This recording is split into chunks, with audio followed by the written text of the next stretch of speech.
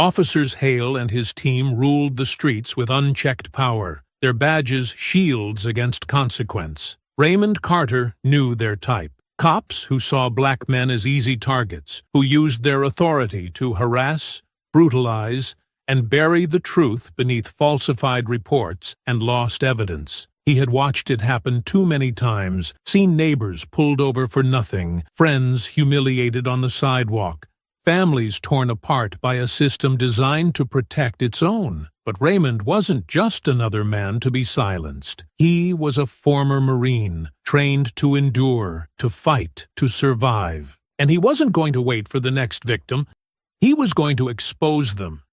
He was going to make sure the world saw the truth. Setting the trap was dangerous, but necessary. A hidden camera, a staged encounter, undeniable proof. He would give them the opportunity to do what they had always done. And when they did, there would be no way to spin it, no way to bury it. This time, justice wouldn't just be demanded, it would be inevitable. Before we go any further, comment where in the world you are watching from and make sure to subscribe. Raymond Carter walked slowly along the cracked sidewalk, his hands tucked into his jacket pockets as a chill breeze swept through the neighborhood. He had called this place home for nearly 15 years.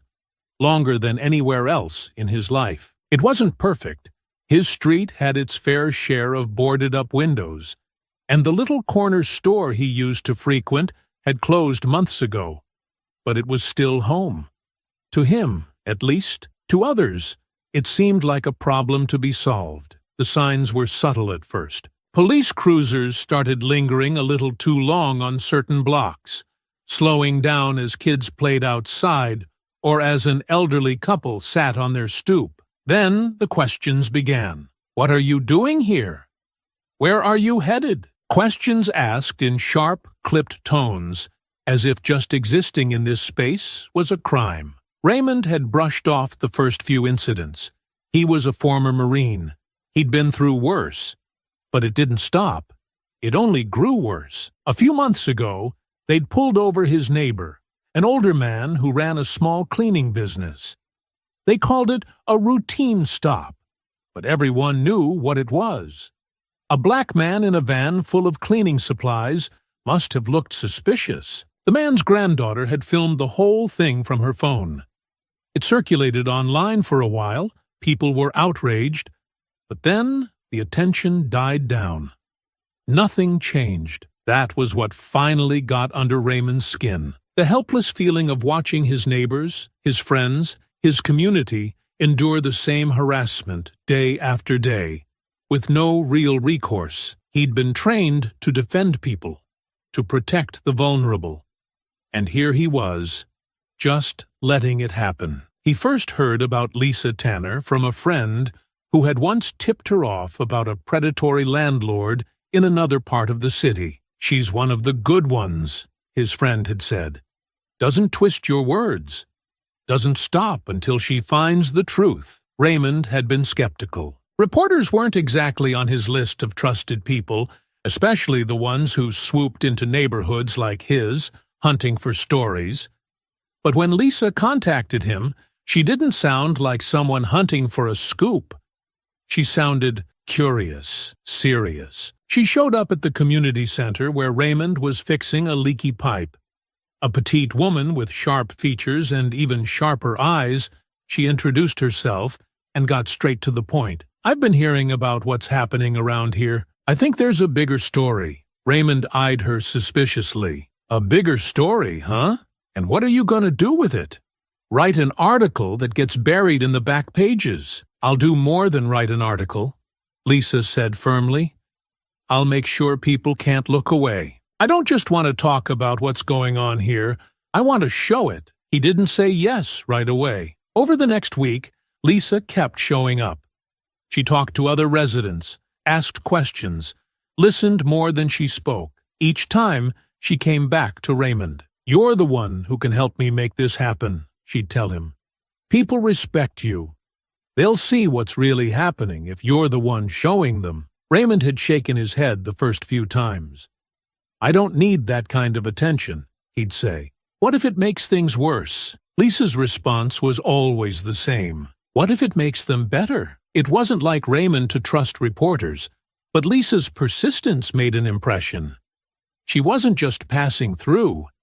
She seemed determined to stay until something changed. By the end of their last conversation, Raymond found himself agreeing, if only because someone had to do it. It was her idea to go undercover. People need to see it, she'd said. Not just hear it, not just read about it. They need to see it happen. Raymond adjusted his jacket and set off down the block. This was it. No turning back. He didn't know what was going to happen, but he knew he couldn't stay silent anymore. Raymond strode toward the upscale neighborhood, each step measured and deliberate. It was a short walk, but the change in scenery came quickly.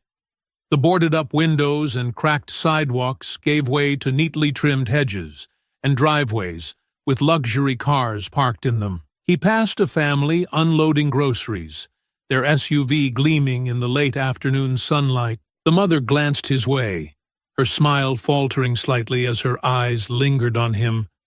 He knew the look well. It wasn't open hostility, but it wasn't warm either. It was that cautious, assessing gaze that hinted at suspicion. He kept moving, forcing himself not to react. This wasn't new. He was here to show the world what happened next. A few blocks in, the neighborhood grew quieter. The only sounds were the faint hum of a lawnmower and the rhythmic swish of sprinklers. Raymond adjusted his jacket slightly, feeling the hidden camera pressing against his chest. He could hear Lisa's voice in his head, reminding him to stay calm and natural. "Afternoon," a middle-aged man said, stepping out onto his porch with a newspaper tucked under his arm. The man's smile was friendly enough, but his gaze lingered a moment too long. Raymond nodded. "Afternoon?" The man tilted his head, his smile wavering. "You live around here?" he asked, trying to keep his tone casual, but not quite succeeding. "No," Raymond said simply, "just walking through." The man's smile disappeared completely, replaced by a tight, polite nod. "Enjoy your walk," he said, his tone cooler now. Raymond kept moving, his footsteps deliberate but relaxed. Inside, though, his thoughts churned. He didn't have to look back to know the man on the porch was still watching him. Further down the block, a police cruiser idled at a stop sign. Raymond's stomach tightened as he passed, but he made himself look straight ahead. The officers inside didn't move at first, but the longer he stayed on the same street, the more obvious it became. They were watching him, too. At the next corner, the cruiser slowly rolled forward. It wasn't fast enough to catch up, but it wasn't idle anymore. Raymond's mind churned. Was this it? Was it starting already? When he reached the next block, he noticed a second cruiser parked on the side of the road. Two officers leaned against it, talking casually. But their eyes followed him as he approached. One of them said something to the other, and both began to move toward him. Raymond's pulse quickened. He glanced around. Nothing but quiet homes and manicured lawns. He focused on his breathing, just as he'd learned in the Marines. Stay calm. Stay steady. "Excuse me, sir," one of the officers called out. "Can we have a word?" Raymond stopped, standing tall. "Sure," he said. "What can I do for you?" The officer, a broad man with a square jaw, stepped closer. "We got a call about someone matching your description. Said you were acting suspicious." Raymond raised an eyebrow. "Suspicious? How?" The officer crossed his arms. "Just wandering around." "Not from around here, are you?" "I'm just taking a walk," Raymond replied evenly. The second officer, taller and thinner, joined the conversation. "Well, we're going to need some ID. Just routine." Raymond hesitated. "Am I being detained?" "Not yet," the first officer said, a smirk tugging at his lips. Raymond kept his voice steady. "If I'm not being detained, I'd like to be on my way." The officers exchanged a glance. The first one's smile vanished. "Not so fast. We have some questions." Raymond clenched his jaw. This was the moment he'd prepared for. The moment Lisa had warned him about. The moment that would be caught on camera. "You don't see many guys like you around here," the taller officer said, his eyes narrowing. "Big guy like you walking through a neighborhood like this stands out, don't you think?" Raymond's voice was calm but firm. "I'm just walking." The shorter officer stepped closer, his smirk returning. "Walking?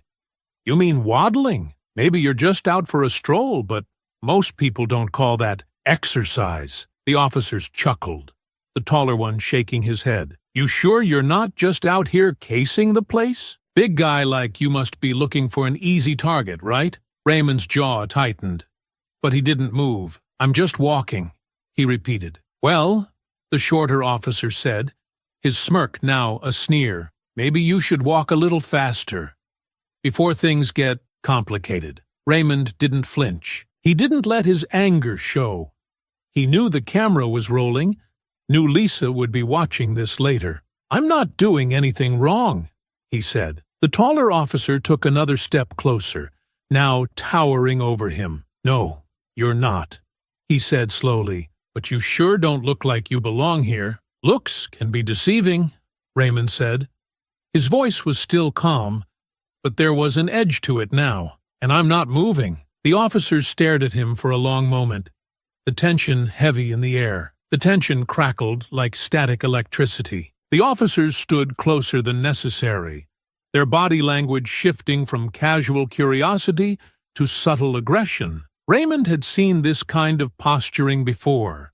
Chest puffed out, arms crossed, the barely restrained urge to assert dominance. He stayed still, his feet planted firmly on the sidewalk, his hands at his sides.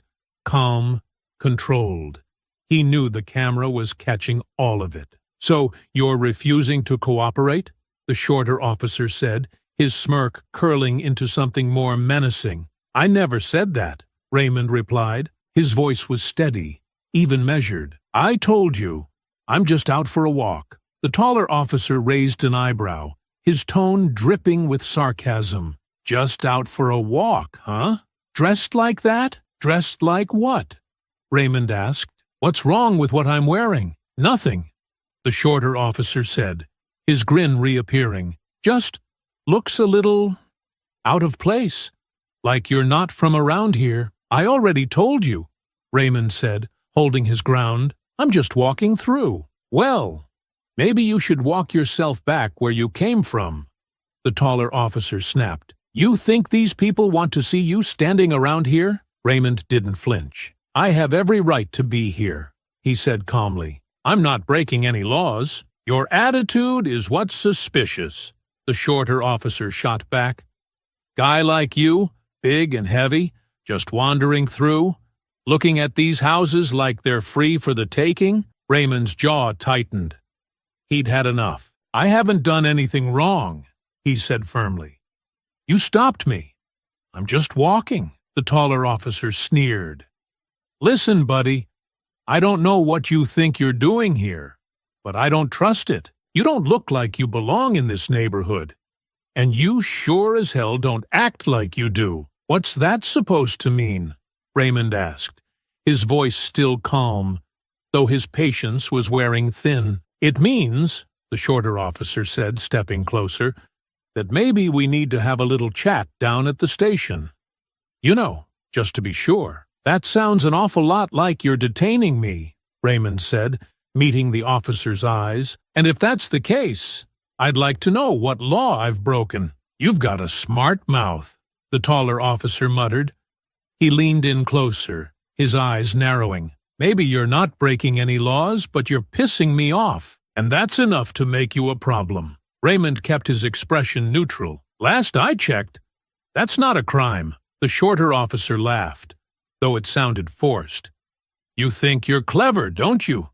Big, tough guy with all the answers. Let's see how clever you are when we bring you in." "Bring me in for what?"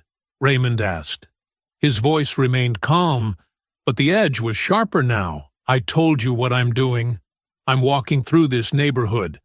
That's not a crime." "It is when you're casing houses," the taller officer shot back. His tone wasn't sarcastic anymore. It was firm, deliberate, and dangerous. "Casing houses?" Raymond asked, a slight rise in his voice. "That's ridiculous. I'm just walking." "We've got reports," the shorter officer said, his grin gone now. "A big guy, black, matching your description, going door to door trying to look for easy targets." Raymond narrowed his eyes. "You're lying. You never got a call." The taller officer stepped forward, his hand resting on his belt. "Are you calling us liars, sir?" "I'm calling it what it is," Raymond replied. "An excuse." "Excuses don't land people in cuffs," the shorter officer said. "But keep this up, and we'll see if we need to get you down to the station for some questioning." Raymond's pulse quickened, but he held his ground. "I've done nothing wrong. I'm not casing houses. I'm not robbing anyone, and you know that." "Is that so?" the taller officer said, a sneer curling at the edge of his mouth. "Because, from where I'm standing, it sure looks like you've been hanging around a little too long, and it sure looks like you're looking for something more than just to walk." Raymond took a slow breath, steadying himself. The camera was still rolling, capturing every word, every sneer, every accusation, but he could feel the temperature rising, the air thick with tension. "I'm not robbing anyone," Raymond said again, his voice clear and firm. "And if you're going to accuse me of that, you'd better be ready to back it up with more than just your assumptions." The officers exchanged a glance. Their confidence didn't falter, but the lines in their faces hardened. Their postures stiffened. They weren't letting him go. The officers' expressions darkened, the sneers turning into something colder. Raymond could feel the weight of their stares, the way they stood too close, their hands inching toward their belts. He didn't move. He couldn't afford to. He knew how quickly situations like this could spiral out of control. "You don't seem to understand," the shorter officer said, his voice low and menacing. "You're not just going to walk away from this." Raymond's jaw tightened. "I'm not going anywhere until you tell me exactly what I've done wrong." The taller officer stepped even closer, towering over him. "You've got a smart mouth, don't you? Maybe you're used to talking back to people, but out here, that's not going to fly." "I'm not talking back," Raymond said, his voice steady. "I'm just asking for some clarity." "Clarity?" The shorter officer barked a laugh. "You're in the wrong neighborhood, big man. Clarity's not going to help you here." Raymond stood his ground. "I'm not going to let you intimidate me." That was when it happened. The taller officer's hand shot out, shoving Raymond hard in the chest. It wasn't subtle. It wasn't a light push. It was a full-force attempt to knock him off balance. Raymond staggered back, but didn't fall. His training kicked in, instinctively steadying his stance. "Hey!" Raymond barked, his voice sharper now. "What's your problem?" "My problem is you," the taller officer snapped, stepping forward again. "You think you can just stand here and run your mouth like you're untouchable?" Raymond raised his hands, palms open. "I'm not looking for trouble. I'm just standing here." The shorter officer smirked. "Maybe you should have thought of that before you mouthed off." "Mouthed off?" Raymond repeated, his voice rising. "I'm just asking you why you're stopping me. I'm not threatening anyone. You put hands on me. You're lucky that's all we did." The taller officer snarled, closing the distance again. "Guys like you think you can do whatever you want. Not in this neighborhood." Raymond's heart pounded, but he kept his voice firm. "I don't have to explain myself to you. I'm not doing anything illegal. You've got no reason to be in my face." The words barely left his mouth when the shorter officer reached out, grabbing at his arm. Raymond yanked it back, but the movement escalated the tension in an instant. The taller officer seized the opportunity, reaching for Raymond's jacket collar. They weren't just questioning him now. They were making it physical. "Don't touch me!" Raymond snapped, his voice loud enough to carry. He wasn't shouting, but the command in his tone was impossible to ignore. "Or what?" the shorter officer sneered, his grip tightening. "Or I'll defend myself," Raymond warned. He wasn't bluffing. He knew he couldn't afford to make the first move, but he also knew he wasn't going to let himself be manhandled. The taller officer shoved him again, harder this time. Raymond stumbled back, his shoulder brushing against a nearby lamppost. It was clear now. They wanted a reaction. They wanted him to fight back so they could claim he was the aggressor. But Raymond wasn't going to give them that satisfaction. "I'm warning you," Raymond said, his voice steady despite the adrenaline surging through him. "Let go of me." The shorter officer pulled back for a moment, just long enough to exchange a glance with his partner. Then, without another word, he swung. The punch caught Raymond off guard, glancing off his jaw but not knocking him down. The pain was sharp, sudden, but it also flipped a switch in his mind. He didn't have a choice anymore. They'd started it, and now he had to defend himself. Raymond ducked as the taller officer swung next, the punch missing him by inches. He planted his feet and shoved back, using his size and strength to create space. The officers didn't stop. The shorter one lunged again, and this time Raymond caught his arm and twisted it just enough to make him yelp and let go. "Enough!" Raymond shouted. "I don't want to fight you." The taller officer stepped in again, his face twisted in anger. "Yeah, well, you got one anyway." The fight moved into the street. Raymond kept his movements tight, controlled, not throwing wild punches, but using calculated blocks and counters to keep the officers from overwhelming him. It wasn't a brawl. It was tactical, almost surgical. His military training had taught him how to neutralize threats quickly, but he was holding back. He didn't want to hurt them, even though they clearly had no such hesitation. The taller officer threw another punch, this time connecting with Raymond's shoulder. He staggered, but didn't fall. Instead, he used the momentum to step to the side and deliver a quick, open-handed strike to the officer's forearm, forcing him to drop back. The shorter officer tried to grab him from behind, but Raymond spun, breaking the hold and shoving him away. They kept coming. Every time Raymond deflected one, the other would attack. His breathing was heavy now, each move deliberate but tiring. He wasn't going to go down easily, though. He wasn't going to give them that satisfaction. Raymond's breath came fast and heavy. His muscles tensed as he moved with precision, blocking one officer while bracing for the other. He wasn't trying to win this fight. He was trying to survive it. He had been trained for combat, but this wasn't war. He was fighting two men who had the power to make him the villain, no matter how much he tried to hold back. The taller officer lunged at him again, fists swinging wildly. Raymond ducked, weaving just in time to avoid a direct hit to the face. Instead, the officer's knuckles scraped across his temple, sending a sharp sting through his skull. He clenched his jaw, his instincts screaming at him to strike back. "Stop this!" Raymond bellowed, stepping back, hands raised in a defensive posture. "I don't want to fight!" The shorter officer spat at the ground, his chest heaving. "You don't get to decide that, fat boy." Raymond's blood ran hot, but he swallowed the insult, forcing himself to stay composed. He backed up another step, trying to put more distance between them. If he could just keep them from closing in. Maybe. The taller officer didn't give him a chance to finish the thought. He rushed forward again, this time slamming his shoulder into Raymond's chest, knocking him backward onto the pavement. Pain exploded through Raymond's back as he hit the ground hard, the rough asphalt scraping against his skin beneath his clothes. Before he could get up, a boot came down on his arm, pinning him. "Got you now, big guy," the shorter officer sneered, pressing his weight onto Raymond's forearm. Raymond gritted his teeth, feeling the strain in his arm as the pressure increased.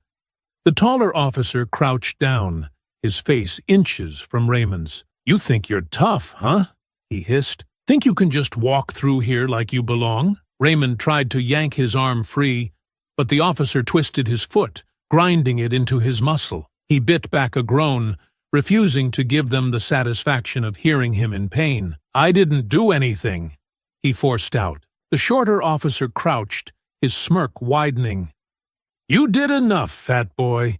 You should have known better." He punctuated the words with a hard punch to Raymond's gut. A deep pain shot through his stomach, forcing the breath from his lungs. He coughed, gasping for air, his body involuntarily curling inward. The taller officer laughed. "Not so tough now, are you?" Raymond clenched his fists. His vision swam for a moment, but his mind was clear. If he didn't do something, they weren't going to stop.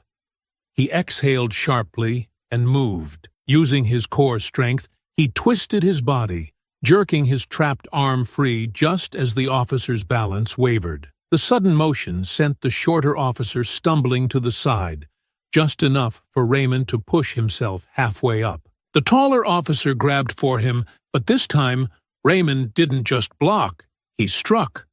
A solid elbow to the ribs sent the officer reeling back with a grunt. Raymond surged upward, adrenaline pumping through his veins. The shorter officer rushed him, but Raymond stepped aside, using his opponent's momentum against him. The officer stumbled forward, and Raymond shoved him, sending him sprawling onto the ground. "Stay down!" Raymond growled. His voice was low, commanding. He was still trying to end this without going too far. But the officers weren't done. The taller one came at him again, swinging with full force. This time the punch connected, landing across Raymond's jaw. His head snapped to the side, the taste of blood filling his mouth. The shorter officer recovered, grabbing at Raymond's jacket, yanking hard. Raymond staggered, trying to keep his footing, but they were both on him now. The blows came fast, fists slamming into his ribs, into his arms as he tried to shield himself. They weren't just subduing him, they wanted to hurt him. Another punch caught him in the stomach. Then another. His legs buckled, and he dropped to one knee, gasping for air. The shorter officer grabbed his collar, yanking him up. "Not so big now, huh?" Raymond could barely hear him over the ringing in his ears. His body ached, his vision blurred at the edges. He had tried to hold back, tried to de-escalate, but they weren't stopping. They weren't going to stop. And he had nothing left to give. The baton came down on his shoulder first, a brutal strike that sent a jolt of pain down his arm. He barely had time to register it before another hit slammed into his ribs. He gasped, his body instinctively curling inward. "Still up?" the taller officer snarled.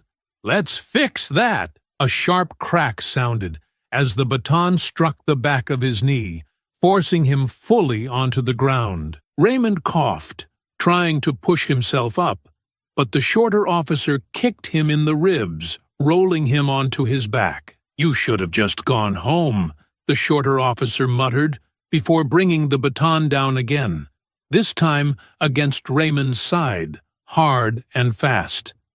Pain exploded through his ribs. His breath came in short, shallow gasps.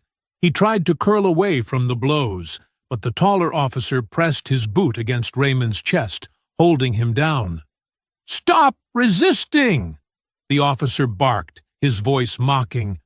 "I'm not—" Raymond's words were cut off as the baton struck his arm again. His vision blurred at the edges, but he held on. Barely. Then came the weight. The combined force of both officers as they wrenched his arms behind his back. His wrists twisted unnaturally, the cold bite of metal snapping around them. The handcuffs dug in hard, too tight, cutting into his skin. Raymond lay there, chest heaving, pain pulsing through every inch of his body. The taller officer leaned down, his breath hot against Raymond's ear. "You should have just walked away." Raymond didn't respond. He didn't trust himself to. He kept his head turned to the side, his cheek pressed into the street. But he wasn't defeated. He wasn't broken. They didn't know it yet. But the whole world was about to see exactly what they had done. Raymond lay still on the pavement, his body aching from the repeated strikes. The cold metal of the cuffs bit into his wrists, his breathing ragged, As the weight of both officers finally lifted off him, his cheek pressed against the rough asphalt, the scent of blood and sweat thick in the air. He didn't fight as they hauled him up, his muscles screaming in protest as they yanked his arms higher than necessary. "On your feet," one of them muttered, pulling him up without care for his injuries. His ribs throbbed with every breath, his legs unsteady beneath him. The world tilted for a moment, but he kept himself upright. The officers led him toward the waiting squad car, the distant murmur of voices from a few onlookers carrying through the air. A couple of people stood on their porches, watching. Some shook their heads. No one intervened. The door opened, and they pushed him inside. The seat was hard and uncomfortable, the partition in front of him smeared with fingerprints from previous arrests. Raymond leaned his head back against the seat, exhaling slowly. His body ached, his mind still racing through the events that led to this moment. Outside, the officers spoke with another who had arrived late. He couldn't hear what they were saying, but he didn't need to. Their body language said enough.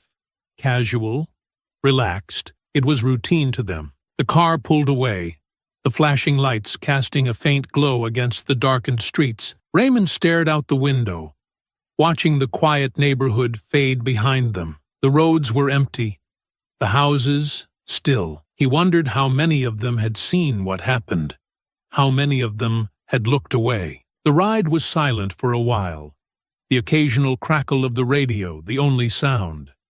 Then one of the officers spoke without turning around. "Long night ahead." Raymond didn't respond. He had nothing to say to them. The station came into view, its harsh lights glaring against the night sky. As they pulled into the lot, he braced himself for what came next.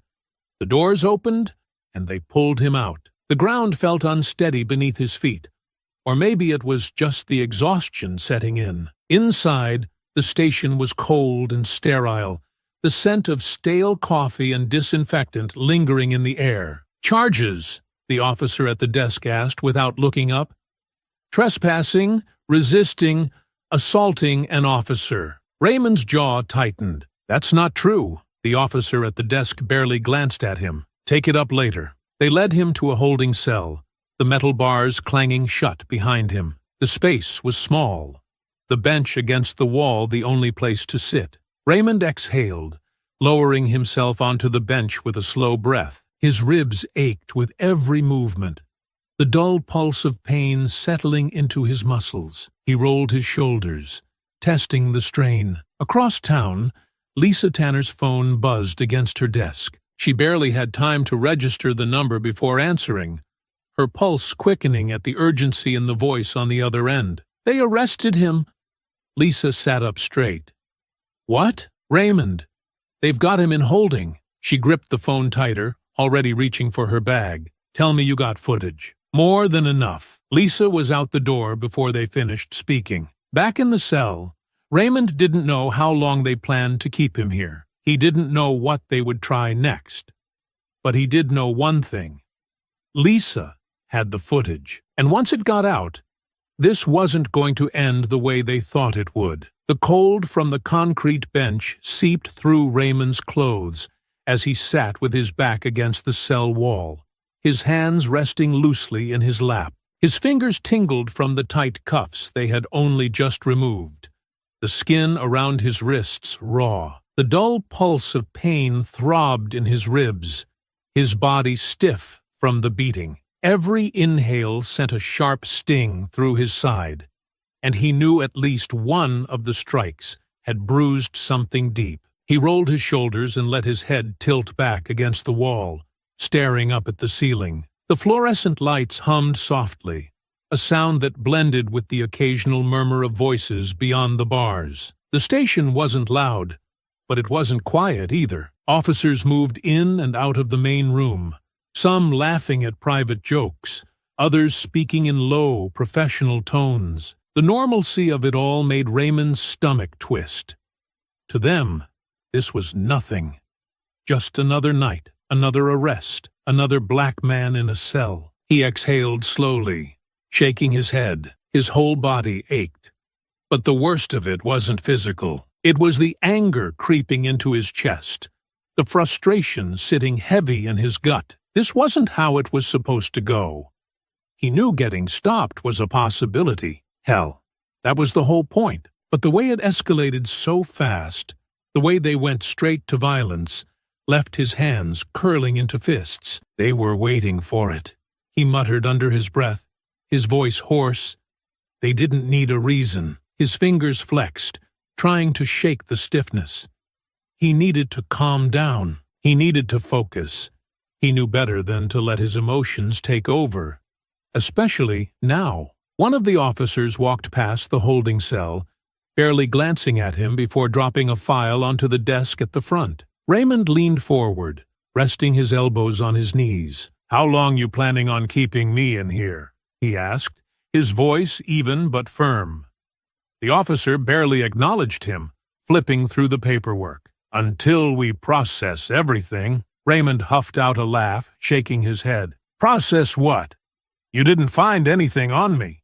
I didn't break any laws. You just needed an excuse." The officer finally looked up, his expression unreadable. "You can talk all you want. Doesn't change the fact that you're sitting in that cell." Raymond clenched his jaw, inhaling slowly through his nose. "I want my phone call." "You'll get it." "When?" The officer smirked faintly. "Whenever we get to it." Raymond leaned back, pressing his lips together. He knew the game. They wanted him frustrated, wanted him to lash out so they could add more charges, extend the hold, keep him locked up just long enough for things to quiet down. But that wasn't going to happen. Lisa had the footage. The thought settled in his chest, steadying him. He had done his part. The rest was in motion now. Lisa sat at her desk, her fingers hovering over the keyboard, her pulse hammering in her ears. The room was dim, the only light coming from the glow of her laptop screen. The video was playing. She had seen a lot in her years as a journalist. Protests turned violent, leaked body cam footage, grainy cell phone videos of injustice unfolding in real time. But this was different. This was clear. This was undeniable. She leaned forward, her hands gripping the edges of her desk, as she watched the officers surround Raymond. Their postures tense before the first push, the sneers, the shoves, the way they circled him, then the first baton strike. She flinched when it hit, her fingers tightening. Even though she had known what happened, watching it unfold in crisp, high-quality footage made it feel heavier, more real. Raymond hadn't provoked them. He hadn't fought back. They had gone after him because they could. Lisa's stomach turned when the final strike sent him to the pavement. The moment the weight of both officers pressed down on him, the moment he stopped struggling, knowing there was no point, she felt something burn in her chest. Anger, frustration, disbelief that this kept happening, over and over again. Her phone sat next to her, but she couldn't bring herself to reach for it. Not yet. She pressed play again, forcing herself to watch it from the beginning. She needed to be sure. The footage wasn't shaky. The sound was crisp. The words the officers used, the things they said, it was all there. No ambiguity. No gray areas. Lisa swallowed hard, exhaling through her nose. She reached for her phone, dialing a number with steady hands. It rang once, twice. Then a voice picked up. "This better be important," her editor said, his voice groggy with sleep. Lisa didn't hesitate. "I have something." "Something big." A pause. Then his voice sharpened. "How big?" She glanced back at the screen, at the frozen image of Raymond on the ground. His face turned toward the camera, blood on his cheek. "Big enough to set the city on fire." Raymond sat in the holding cell, his head tilted back against the cold concrete wall, his body aching from the beating. The bruises were setting in now, a deep, throbbing ache in his ribs and arms that made even breathing a chore. He had tried to adjust his position on the hard bench, but there was no comfort here. The fluorescent lights above buzzed faintly. casting a sterile glow over the room. Officers walked past the bars without looking at him, their conversations low and filled with laughter, as if he wasn't even there. The wait was deliberate. He knew it. They were making him sit, making him stew in it, letting the weight of what they had done settle in his bones. They wanted him frustrated. They wanted him angry. But he wasn't going to give them the satisfaction. The only thing keeping him steady was the knowledge that Lisa had the footage. The whole thing. He exhaled sharply, rubbing his wrists where the cuffs had been too tight. He had been in worse situations before. He had survived worse. But this wasn't just about him. This was bigger. And outside, the city was about to find out just how big. Lisa sat in her car, her laptop balanced on the center console, the video queued up on the screen. The unedited footage played from the moment Raymond entered the neighborhood. The entire interaction with the officers captured in crystal clarity. The taunts, the shoves, the first baton strike.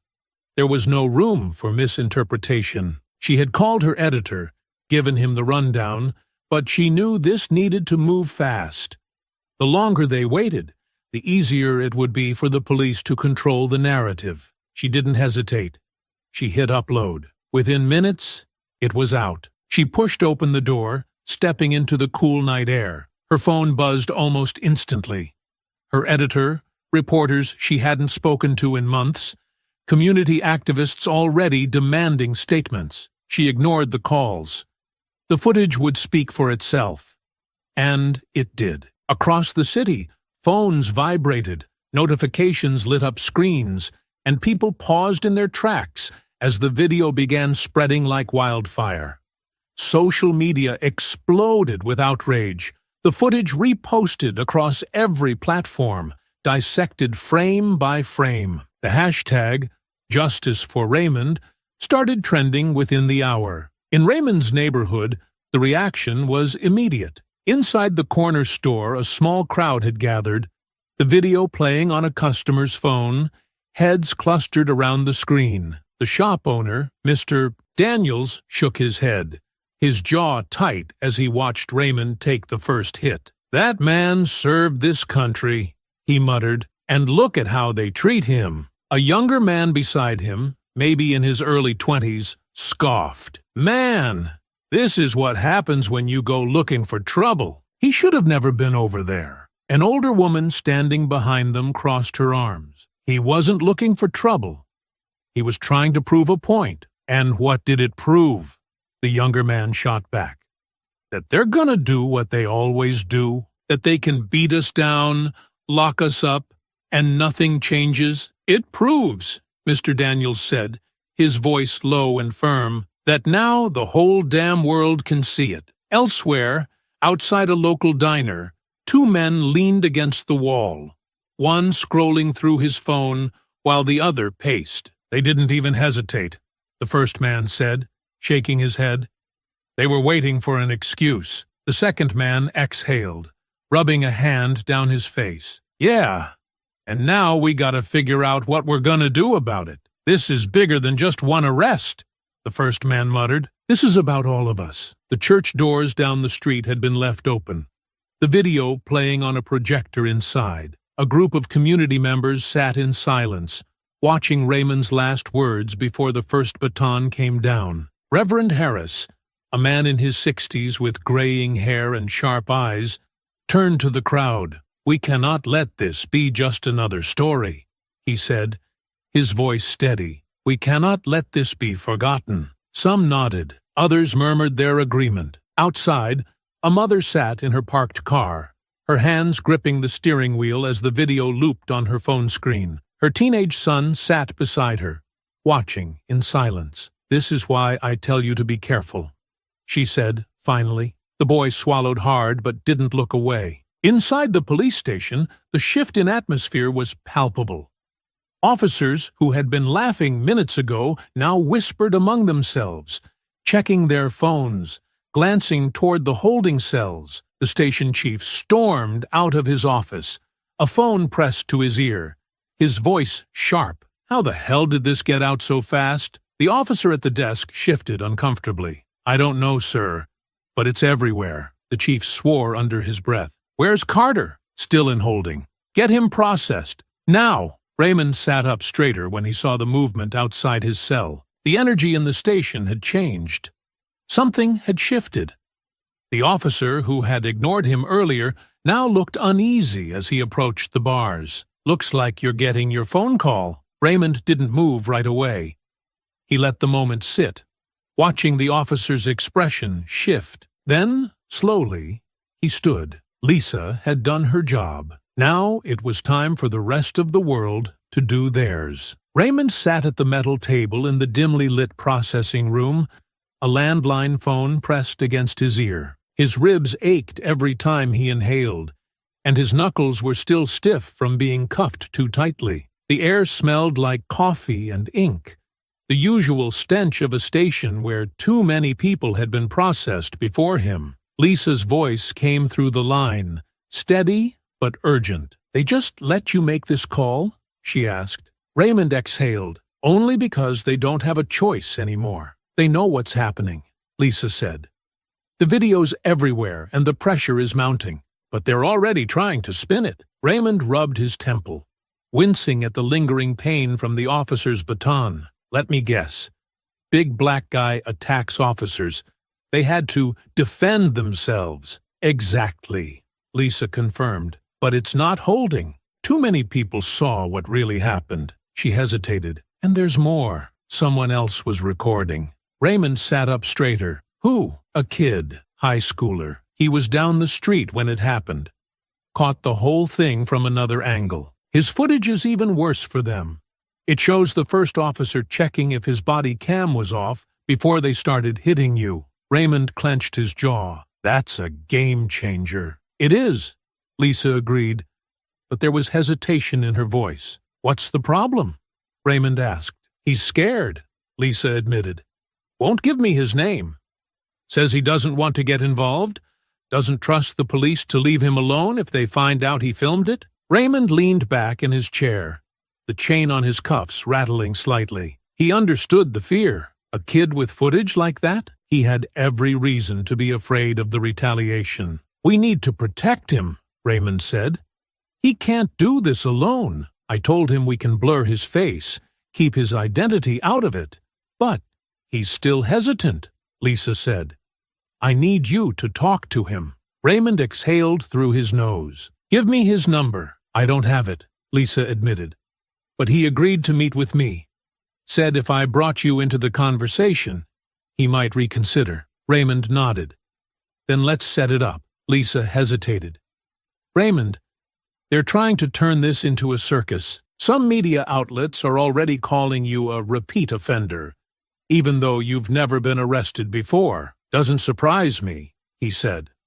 They'll do anything to make me the bad guy. They've got officers saying you resisted arrest, Lisa added. That you were aggressive. Raymond let out a bitter chuckle. The footage proves otherwise. Yeah, Lisa said, her voice tight. But they're going to keep throwing everything they can at you. Raymond's fingers tapped against the table, his mind already working through the situation. Then we keep pushing.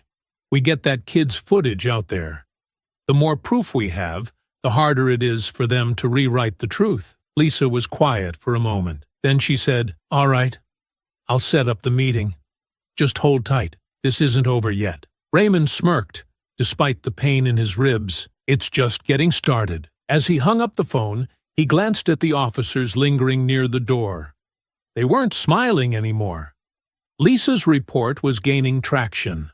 The footage was going viral. And now they had even more evidence coming. The truth was out, and the fight wasn't over. Raymond sat in the holding cell, his back against the cold cinder-block wall, his wrists resting on his knees. The air in the station felt different now. Officers moved with less certainty, some avoiding his gaze altogether, others sneaking quick glances at him like he was a loose thread in the fabric of their power, something they didn't quite know how to handle. The video was out, and they knew it, but they weren't backing down. His conversation with Lisa echoed in his head. A kid had footage that could change everything, but he was scared to come forward. And now, the police were scrambling. Not just to protect themselves, but to control the narrative. Footsteps echoed down the hall, and Raymond looked up as a uniformed officer approached. His expression was unreadable, but his posture was tense. "Carter," he said, unlocking the cell door. Raymond pushed himself up, his ribs stiff from the beating. "Am I finally getting my phone call?" The officer's lips pressed together. "Your lawyers are demanding your release." Raymond studied him. "And?" The officer sighed. "The DA isn't budging yet." Raymond clenched his jaw. Of course. He had expected this. The district attorney was feeling the pressure from both sides. Civil rights groups demanding justice, and the police union closing ranks. "The whole damn country has seen what happened," Raymond said.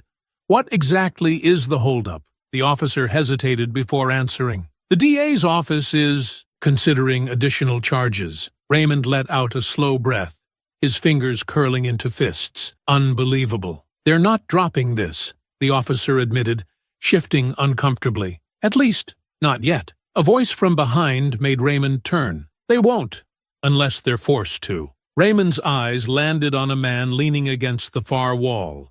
His posture relaxed, but his expression serious. He looked to be in his 50s, with a salt-and-pepper beard and sharp, tired eyes. He wasn't in uniform, but everything about him still read like a cop. Raymond narrowed his gaze. "Who are you?" The man stepped closer. "Darius King. Used to be on the force." Raymond let out a humorless chuckle. "Let me guess.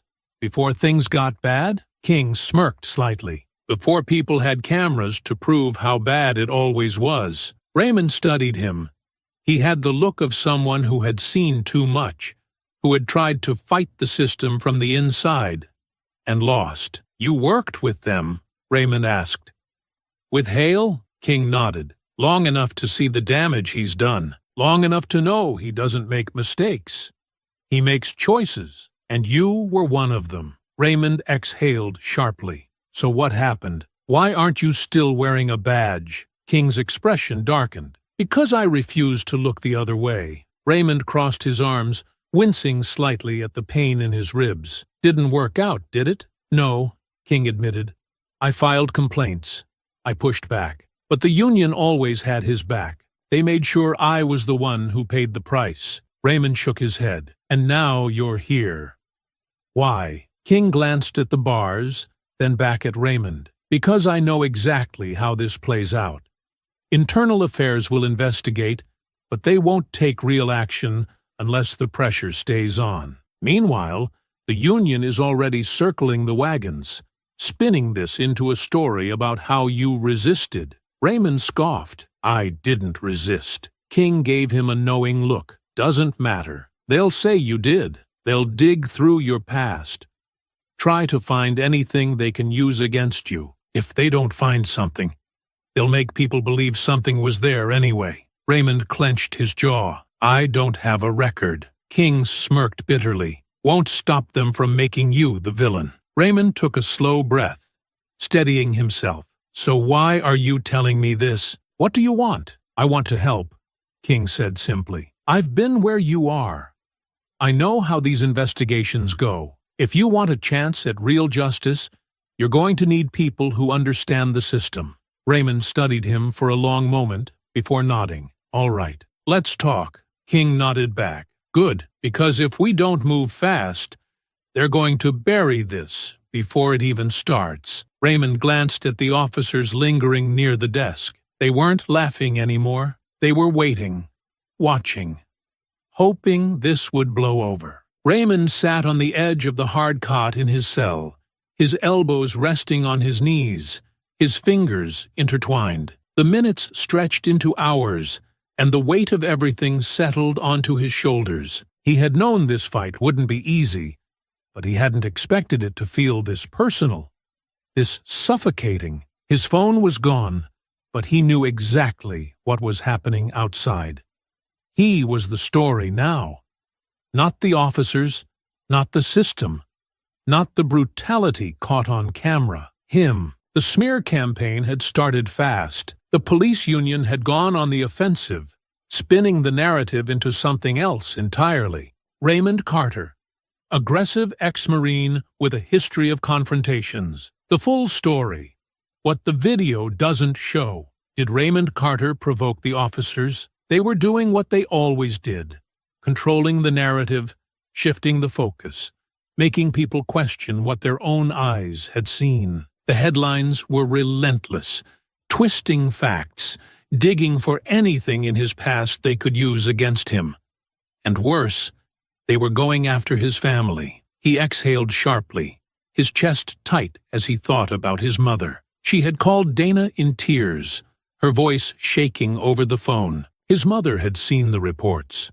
People had shown up outside her house, journalists knocking on her door, shoving microphones in her face. Some had even gone through their old social media posts, trying to find something, anything, to paint them as troubled, as flawed, as deserving of the treatment Raymond had endured. Dana had handled it the way she always did, head on.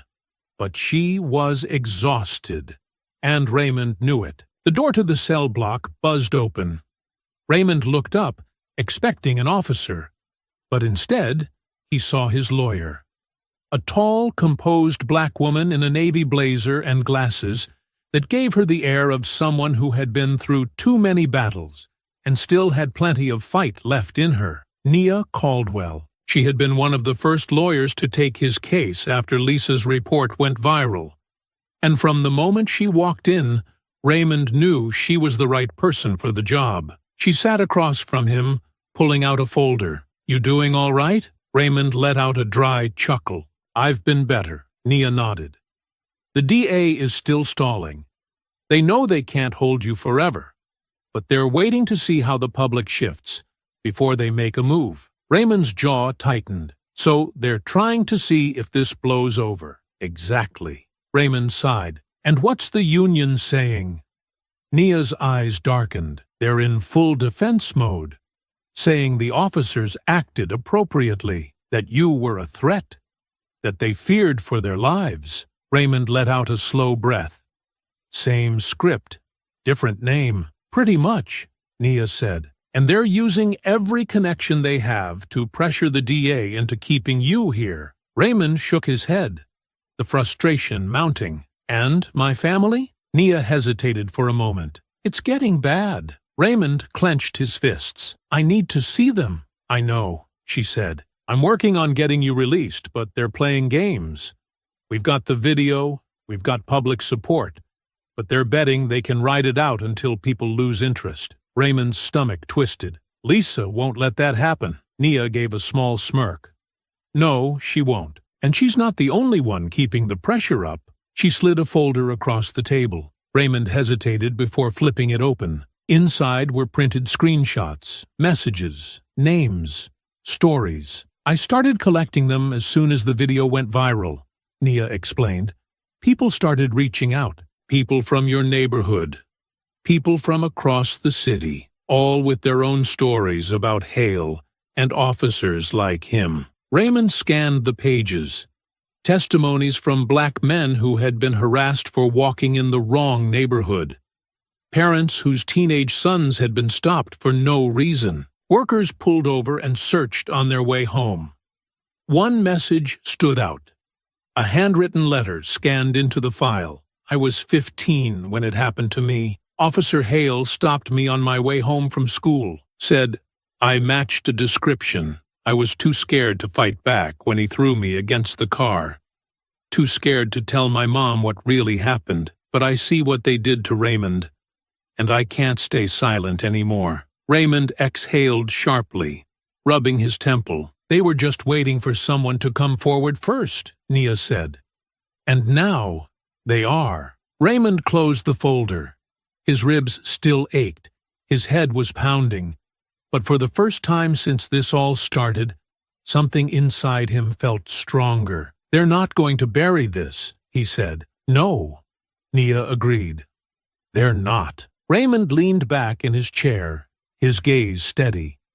He was still behind bars, still in the thick of it, But outside, the fight was growing, and this time, he wasn't fighting alone. Raymond sat in the holding cell, his arms resting on his knees as he listened to the faint hum of voices beyond the bars. He knew something had changed. The air in the station felt heavier, charged with something different. The officers moved with an unease that hadn't been there before. They weren't laughing. They weren't making casual remarks as they passed by his cell. Because they knew. Internal Affairs was digging. And what they were finding wasn't just about what had happened to him. It was bigger. Raymond heard footsteps approaching. He looked up as Nia Caldwell appeared outside his cell, her face unreadable. The guard unlocked the door, allowing her inside. She took a seat across from him, opening a folder. "They're still stalling on your release," she said, her voice calm but edged with frustration. Raymond exhaled sharply. What's the excuse now? They're pretending they need more time to review the full scope of the incident. Nia shook her head, which is ridiculous, because the entire country has already seen what happened. But the good news is, Internal Affairs has started pulling records on Hale's team. Raymond's eyebrows lifted. And? Nia leaned forward. It's bad. Worse than we thought. Multiple excessive force complaints, racial profiling reports, cases that were quietly settled out of court. Hale alone has been accused of misconduct at least 7 times in the last 5 years. But none of it stuck. Raymond's jaw tightened. Why? The same reason it never does. Reports went missing.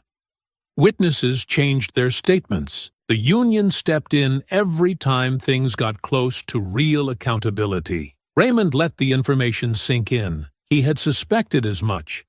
But hearing it confirmed only made his anger simmer hotter. And now? He asked. Nia smirked. Now they can't bury it. Not with all the attention on this case. She flipped through her notes. Lisa's been relentless. Every time the department tries to shift the focus, she counters with more evidence. And it's working. People are pissed. Raymond leaned back against the wall. How bad is it? Nia studied him. Bad enough that they've had to put Hale and his entire team on paid leave. The department is trying to act like it's just procedural, but Internal Affairs is treating it like a real investigation. They're pulling body cam footage, reviewing old cases. This could unravel everything. Raymond nodded slowly. Good. Nia hesitated. There's more. Raymond frowned. What? She sighed. There are protests. All over the city. People are marching outside the station, outside City Hall, even in front of the DA's office. They're demanding your release. But it's not just about you anymore. Other people are coming forward. People who had run-ins with Hale's unit. The city is waking up, and law enforcement doesn't know how to handle it. Raymond's hands clenched into fists. It was working. The truth was coming out. But with that truth came risk. I need to see my family, he said quietly. Nia's expression softened. Dana and your mother have been speaking out. They've done interviews, talked about what this is doing to them. To you. Raymond exhaled, a knot tightening in his chest. His mother was strong, but he knew this was breaking her in ways he couldn't protect her from. Are they safe? He asked. Nia nodded. For now, but they've been harassed. Calls, threats, reporters camping outside their house. Raymond's jaw locked. They shouldn't have to deal with this. They know that, Nia said. But they also know you can't fight this alone. Raymond ran a hand down his face. He was exhausted, his body still aching, but he wasn't broken. Not yet. He looked up at Nia. How do we push harder? Nia's eyes gleamed. We keep the heat on. We keep the media focused on the corruption, on the fact that the police still have you in here without charges. The more attention this gets, the more pressure the DA will feel. Raymond nodded. And Internal Affairs? They're at a crossroads, Nia said.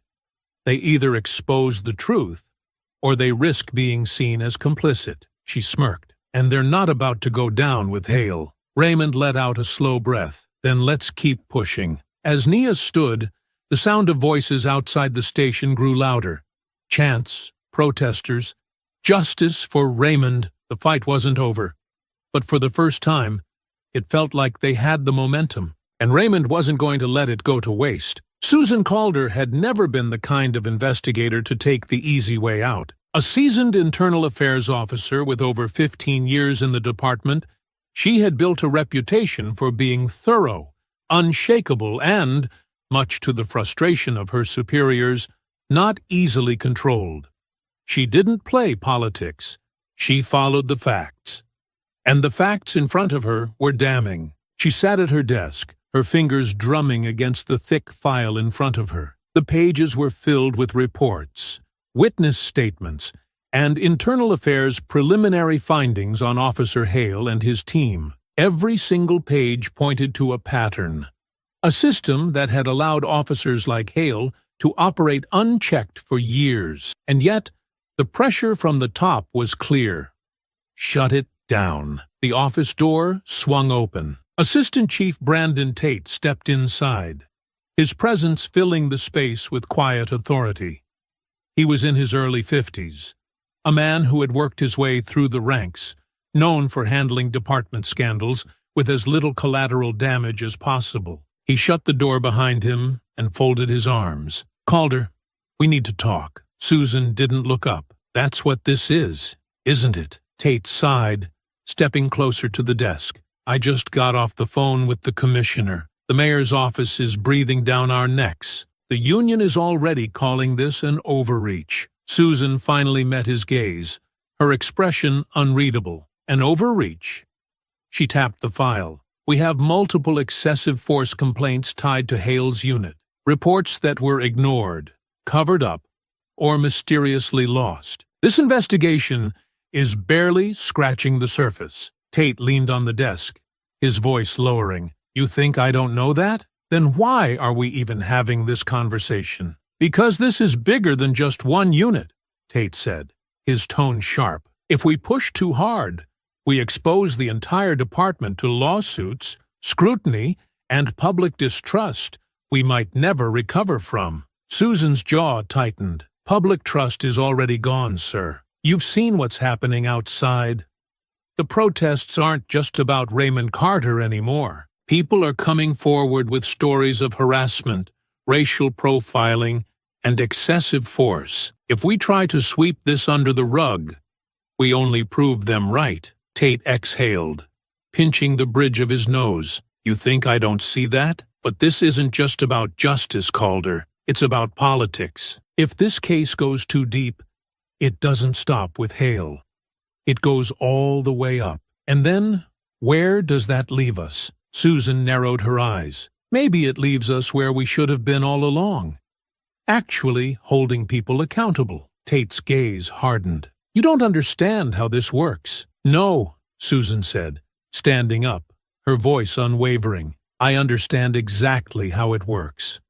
I understand that for years Hale got away with this because the people in power let him. I understand that if we back down now, we are no better than the officers who looked away while he brutalized people." Tate shook his head, his voice lowering. "If we bury this, the department survives." Susan took a slow breath. "And if we don't, maybe it finally changes." A silence stretched between them. Tate's jaw tightened. "You're not backing down, are you?" "No," she said simply. "I'm not." Tate let out a long exhale, then straightened. "Fine, but you better be damn sure you can finish this fight. Because once it's out of the department's hands, there's no coming back." Susan watched him leave, her heart pounding. She already knew there was no coming back. This case was going to shake the entire system, and she was ready. Lisa sat across from Darius King and Nia Caldwell in the back of a small cafe, her laptop open in front of her. The screen glowed with headlines, social media feeds, and breaking news segments that were covering the case. The protests had grown larger. The pressure on the department was mounting. But with that pressure came resistance. "They're pushing back harder," Lisa said, scrolling through an article. "More media outlets are running hit pieces on Raymond, calling him reckless and combative. They're framing the protests as unrest instead of what they really are, people demanding justice. King leaned back in his chair, rubbing a hand down his face. It's what they do. If they can't make him disappear, they'll make him the villain. Nia was flipping through documents, her expression unreadable. The DA is still dragging their feet. Even with the protests, even with internal affairs starting to crack open old cases, they're hoping to wait it out. They think if they stall long enough, public outrage will shift to something else. Lisa sighed, closing her laptop. So what do? King smirked slightly. We don't give them time to breathe. Lisa leaned forward, intrigued. What are you thinking? King folded his arms. We have stories, not just Raymond's. Other people are coming forward, right? Let's put them out there. Not in some polished press conference, not in some carefully worded news segment. We take their words directly to the people. Video interviews, live streams. Let them tell their own experiences. Lisa's eyes widened slightly. You want to bypass traditional media? King nodded. The mainstream outlets are playing both sides, afraid to call this what it really is. But the internet? Social media? That's where we win. Lisa exchanged a glance with Nia, who gave a slow nod. It's risky, the lawyer admitted, but it's the best way to keep the momentum. Lisa tapped her fingers against the table, already forming a plan. All right, I can start reaching out to the people who sent us messages. We'll record their stories, make sure they're protected. Nia set her folder down. Meanwhile, I'll ramp up legal pressure. I have contacts in civil rights groups, advocacy organizations. If the DA won't move, we'll force their hand. King cracked his knuckles. And I'll handle the street side. I know officers who left because of Hale. They might not want to talk publicly, but they'll talk to me. If I can get them on record, Lisa nodded. That would be huge. A weight settled between them. This was the moment, the tipping point. If they didn't act now, if they didn't push harder, the system would bury the case like it had so many before it. Lisa took a deep breath. Then, let's make our move. The night air was thick with tension as Lisa set up her camera in the dimly lit office space she had rented for the interviews. The walls were bare, the furniture minimal. Just a few chairs, a desk, and a tripod with her camera set up against the plain backdrop. It wasn't polished, but that didn't matter. What mattered was the stories they were about to capture. She glanced at the time on her phone. The first speaker would be arriving any minute. Darius King stood near the window, his arms crossed, scanning the street below. His face was set in a deep frown. They know what we're doing, he muttered. I got word from some guys still in the department. Officers are warning people to stay quiet. Lisa tightened the camera's focus, adjusting the frame. How bad is it? King let out a low chuckle, shaking his head. Bad enough that they're trying to intimidate people before they even say a word. But you know what that tells me? He turned to look at her. It tells me they're scared. Lisa met his gaze. Good, they should be. The door to the office opened, and Lisa turned, straightening up as a woman entered. She was in her mid-40s, dressed conservatively in a gray sweater and slacks, her posture stiff with nerves. Her fingers gripped the strap of her purse so tightly her knuckles were white. Lisa stepped forward, offering a gentle smile. Angela Brooks. The woman nodded. Yes, I almost didn't come. King stepped forward, his voice steady but reassuring. We understand. You don't have to do this if you're not ready. Angela took a deep breath, standing in place for a long moment before finally shaking her head. No, I need to. My son.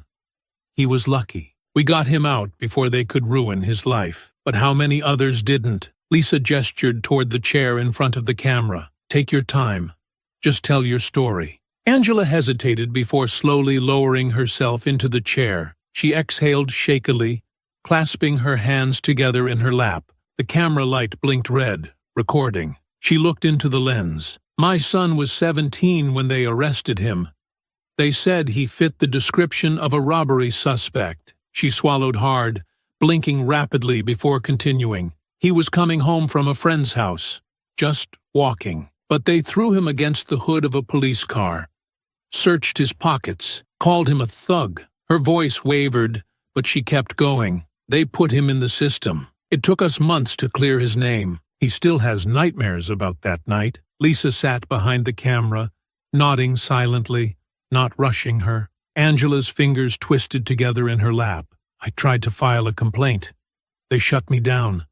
Said if I kept pushing, they'd find something on him. She let out a bitter laugh. He was a kid, a straight-A student, and they wanted to ruin him. King exhaled, shaking his head. He had seen this too many times. Angela's eyes burned with restrained anger. Hale and his team, they do this because they know no one will stop them. Lisa glanced at King, and they exchanged a silent understanding. This was bigger than Raymond. It always had been. By the time Angela finished, Lisa's phone was buzzing non-stop. Messages from people who had seen the video and wanted to tell their stories too. Others asking how they could help.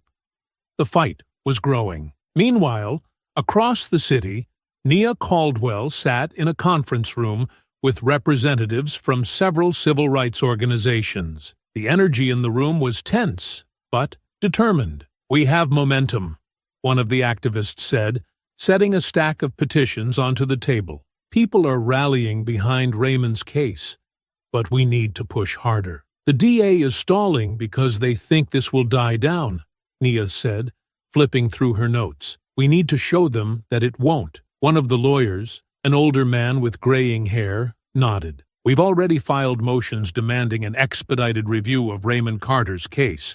If they don't act soon, we take it higher." Nia leaned forward, her tone sharp.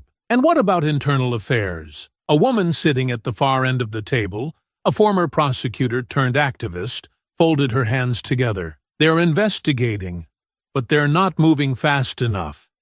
They're being careful, which means they're being hesitant. They're still hoping the pressure will die down." Nia exhaled through her nose. "Then we make sure it doesn't." A younger activist, scrolling through their phone, suddenly spoke up. "The protests are getting bigger.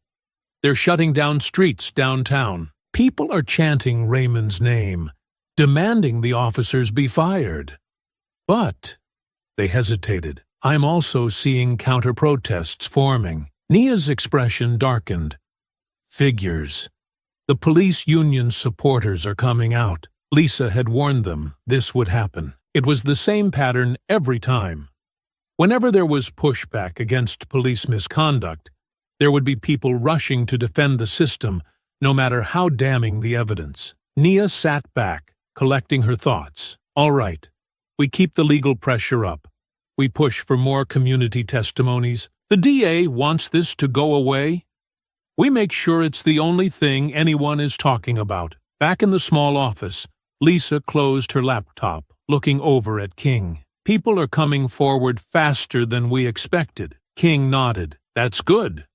But it also means we need to move smart. The cops still have power. They're not going down without a fight." Lisa's jaw tightened. "Neither are we." The movement was growing. The truth was spreading. And soon, the people who thought they could silence it would have to face the consequences. The sound of protest chants echoed through the streets outside the police department headquarters as Susan Calder sat at her desk, her eyes scanning the latest batch of documents in front of her. The case against Officer Hale and his unit had been unraveling for days, but now she had something that changed everything.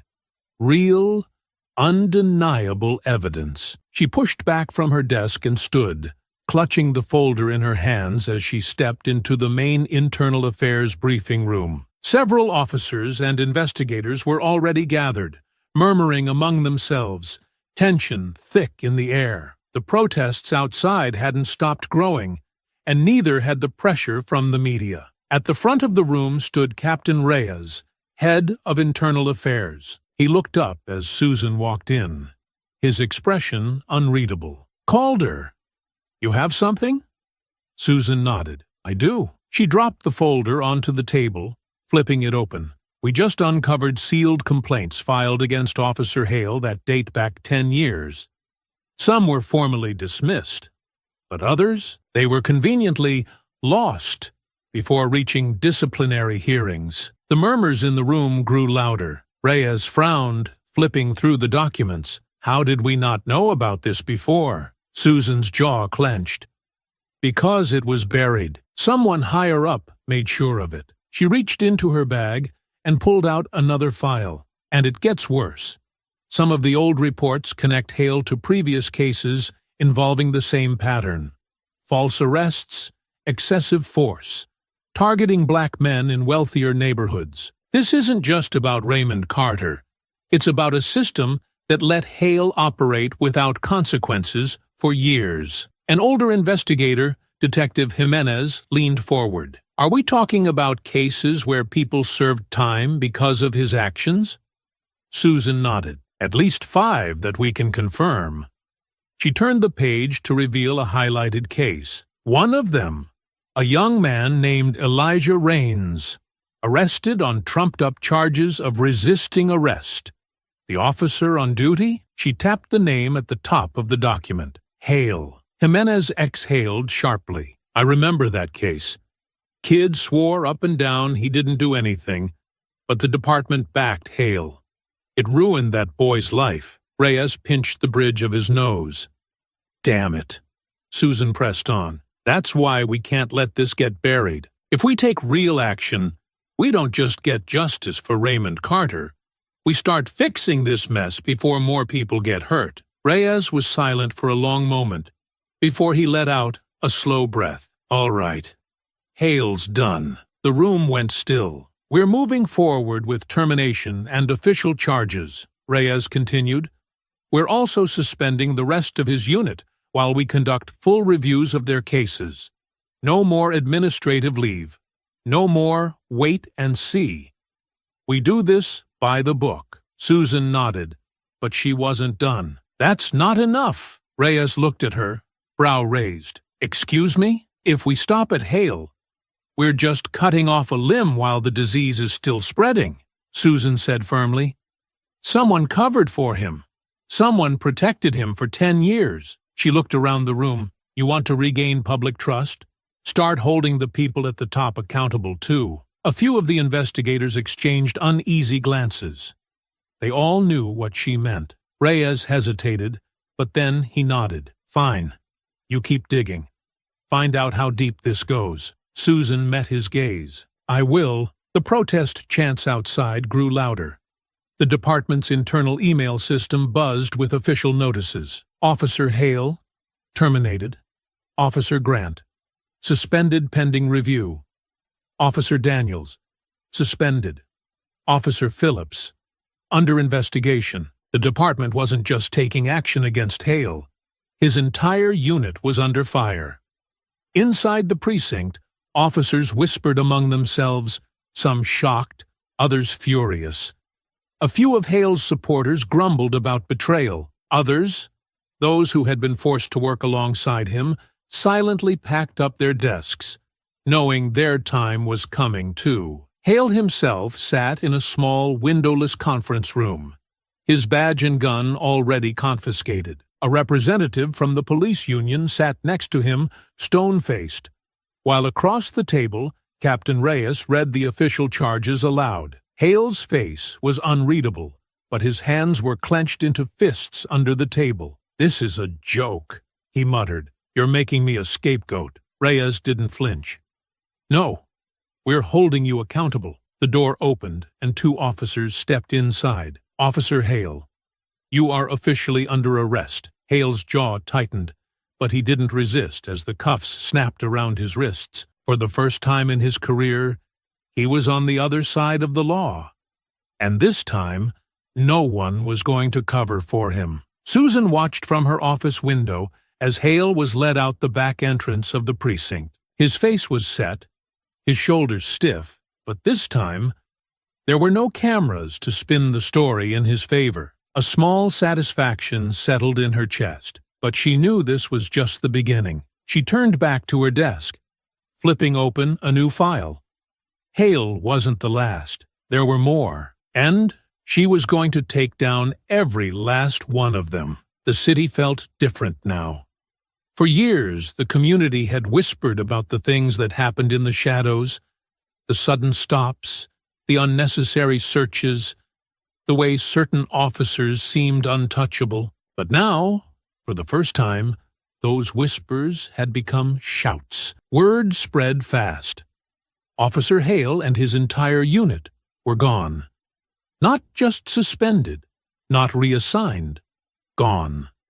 Their names stripped from the precinct roster, their badges taken, their faces on the news not as law enforcement, but as criminals, and the city celebrated. At first, it was small gatherings, neighbors stepping onto porches, exchanging looks that said, "Finally." Then it grew. People poured into the streets, not in anger, not in protest, but in relief. Outside the precinct, a crowd formed, not with signs of frustration, but with voices lifted in victory. "You hear that?"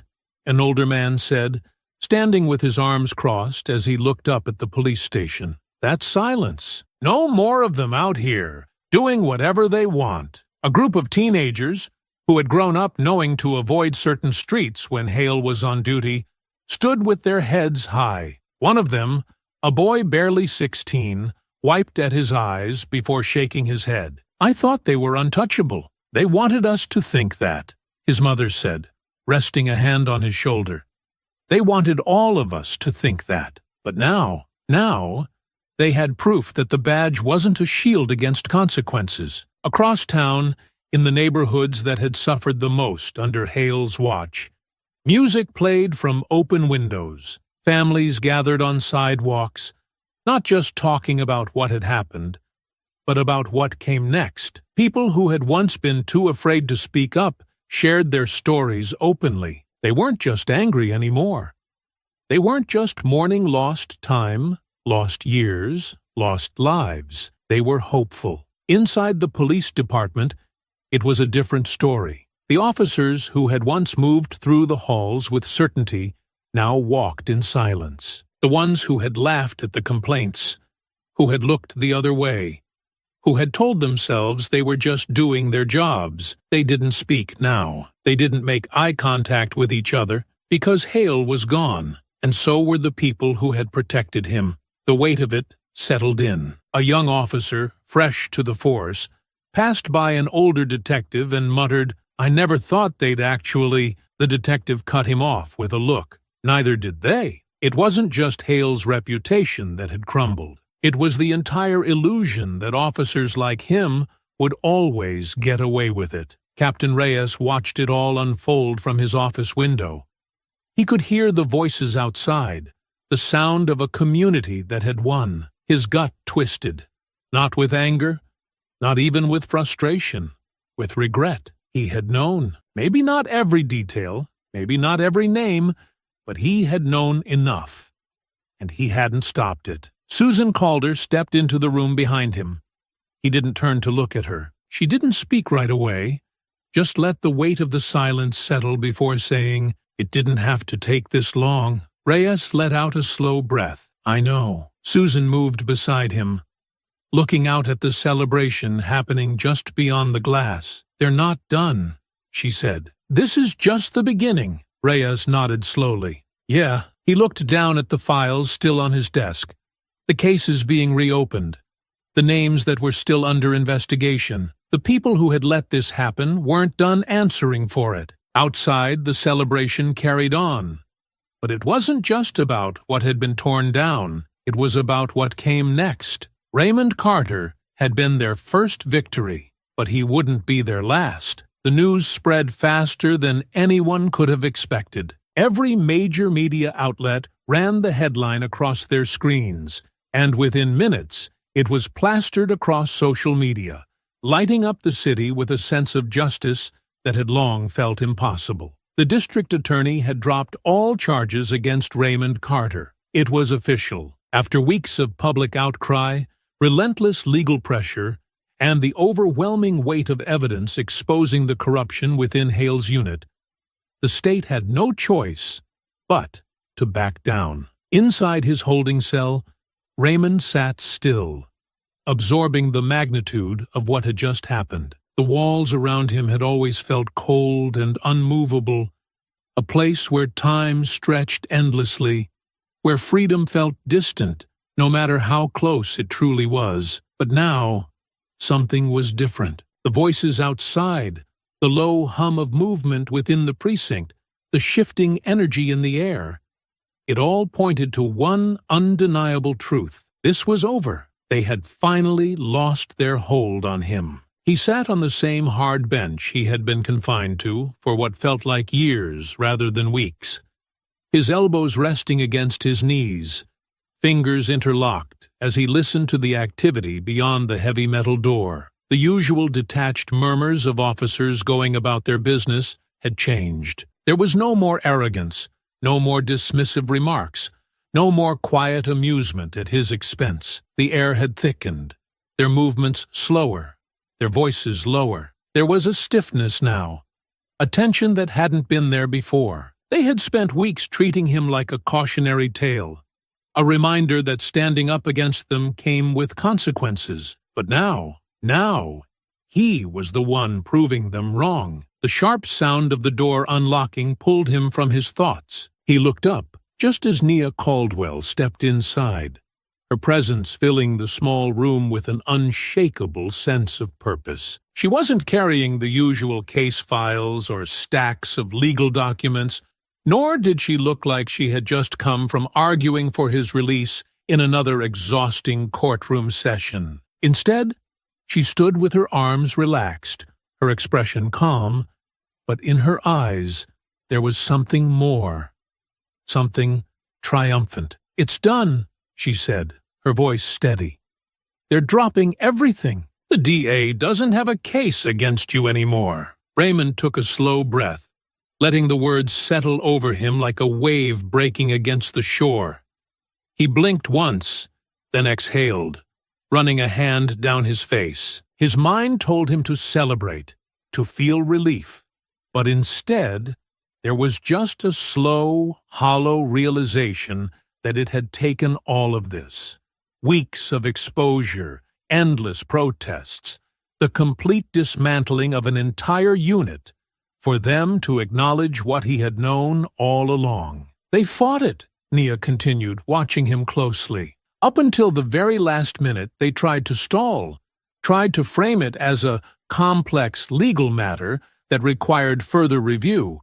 But they couldn't outrun this. The footage, the reports, the sheer number of voices demanding they do the right thing, it was too much. They had no choice but to let you go." Raymond sat up straighter, nodding slowly as he processed her words. "Just like that?" he asked, though he already knew the answer. Nia let out a soft scoff, shaking her head. "Not just like that," she corrected. "This only happened because people refused to let them bury you. They fought hard, and now you walk out of here a free man." For a moment, he said nothing, just let the weight of everything press down on him. He had prepared himself for every possibility. More delays, more legal maneuvering, more excuses from the system that had never wanted to admit fault. He had steeled himself for a longer fight. But now, as he looked at Nia, hearing her say the words he had been waiting for, he realized that the fight had already been won. He pushed himself to his feet, feeling the stiffness in his muscles from weeks of confinement. The station felt different now. The officers who had once moved with confidence, who had smirked at him in passing, now avoided his gaze. Their postures were tense, their hands twitching as though they weren't sure what to do with themselves. No one said anything to him. No one challenged his presence. For the first time, they were the ones who looked unsure. Outside, the world was waiting. The moment the precinct doors opened, the crowd outside erupted into cheers. The sheer force of it hit him all at once, a wave of sound and emotion that nearly took his breath away. People held signs above their heads, their voices unified in chants of "Justice for Raymond." Some clapped, Others embraced, as if his release was proof that change was real, that the fight had meant something, that standing up had been worth it. Dinah was the first to reach him, pushing past reporters and cameras, ignoring the flashing lights and microphones being shoved in her face. She didn't speak, didn't wait for him to say anything.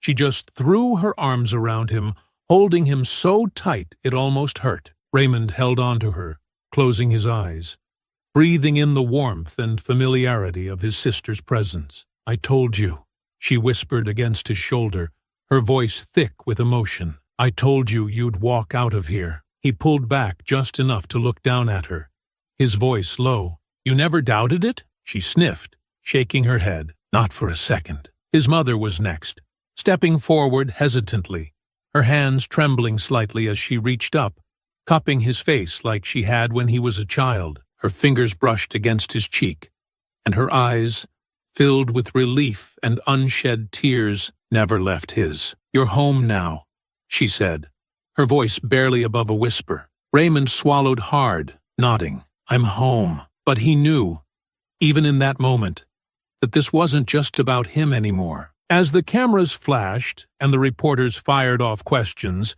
his gaze shifted to the television screen inside the precinct, where a breaking news report was already running. Investigations into past wrongful convictions had begun. The first name to be exonerated was Marcus Tillman, the man who had spent 3 years in prison because of a falsified police report written by Hale's team. For years, his appeals had been ignored, his case buried beneath excuses and bureaucracy. But now, with Hale exposed, with the system forced to answer for its failures, Marcus had finally been cleared.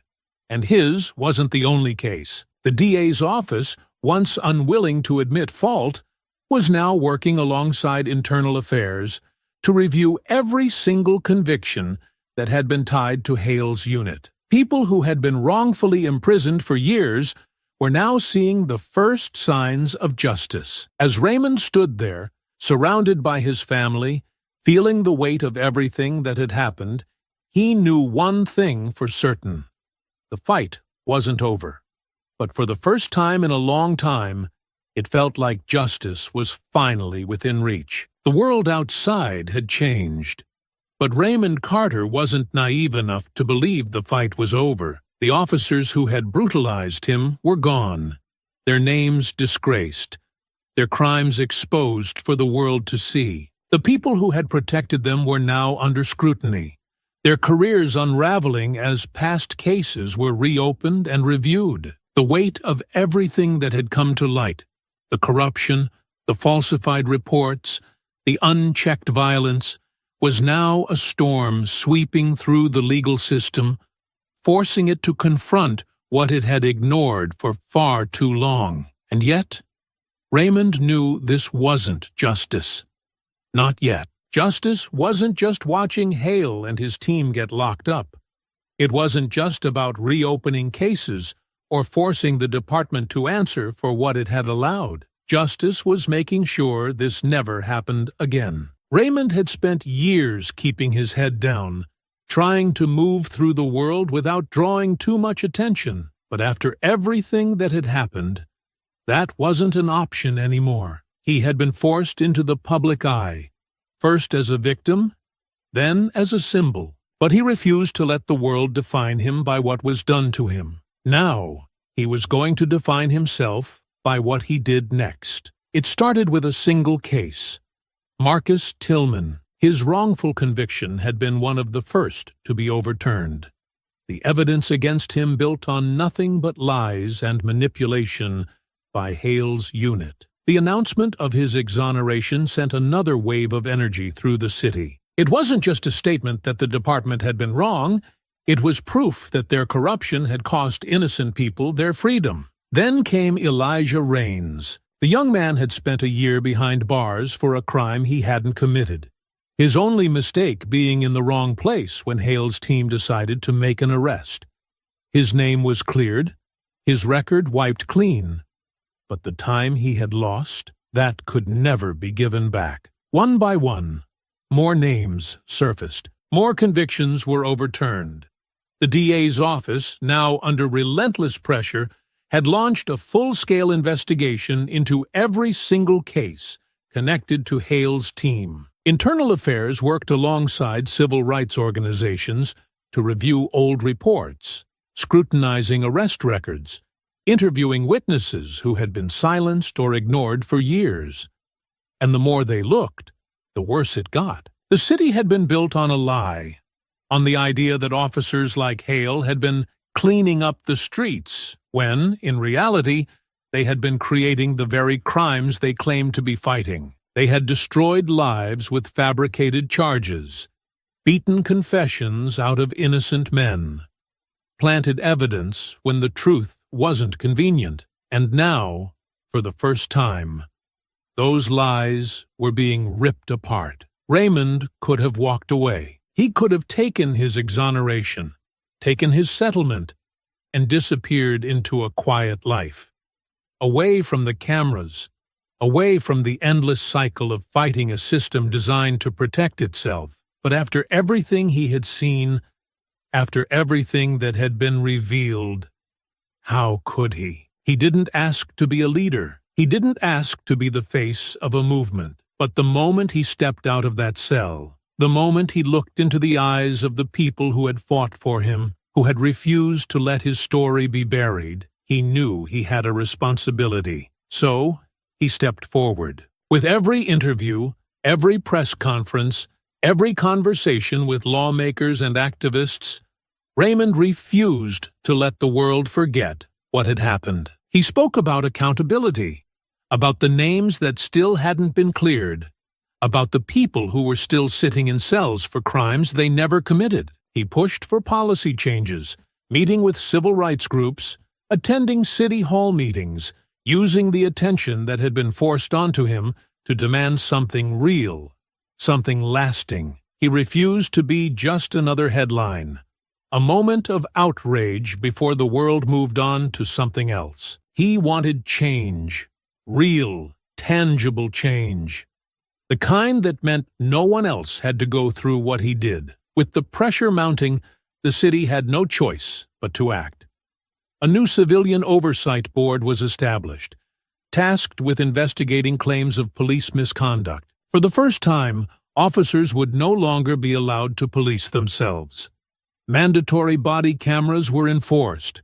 No more malfunctions, no more lost footage when it mattered most. The police union, desperate to protect what little power it had left, fought back, claiming the reforms were an attack on law enforcement. But the public wasn't listening. Not anymore. Raymond met with lawmakers, activists, community leaders, anyone who was willing to listen, anyone who was willing to push for more. The old system had failed them all, and now the people were taking control of their own future. Lisa Tanner continued exposing more cases, working alongside Darius King and other former officers who had walked away from the force because they refused to be complicit. More whistleblowers came forward, officers who had once feared retaliation, now emboldened by the fact that Hale's fall meant that they weren't untouchable anymore. The change wasn't perfect.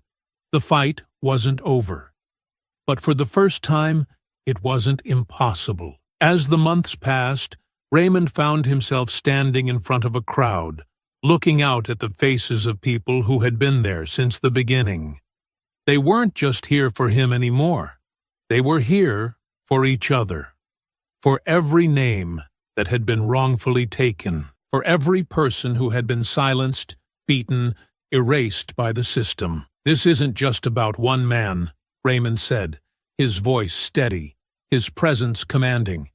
"It's about all of us." The crowd erupted in agreement, the energy palpable, the momentum still alive. And as he looked at them, as he saw the fire in their eyes, the determination in their voices, he knew this was where he was meant to be. Raymond Carter had been thrown into this fight, but now he chose it.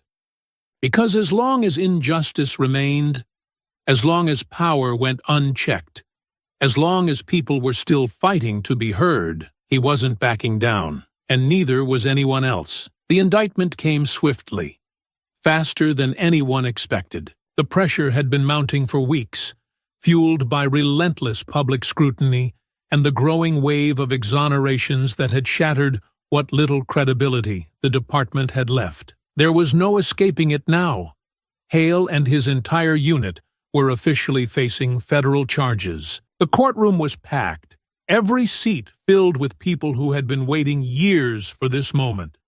The courtroom was packed, every seat filled with people who had been waiting years for this moment. The air was thick with anticipation as the charges were read aloud. Civil rights violations, obstruction of justice, excessive force, conspiracy. Each count was another nail in the coffin of a man who had once terrorized the very people he had sworn to protect. Hale sat at the defense table, his posture rigid, his jaw tight. The arrogance was gone. The unwavering confidence that had carried him through years of misconduct had finally cracked under the weight of undeniable truth. His hands, once so quick to reach for a baton, now trembled slightly as he clasped them together. His attorneys argued that he had simply been doing his job, that the pressure of the streets demanded force, that he was being unfairly targeted in a politically motivated case.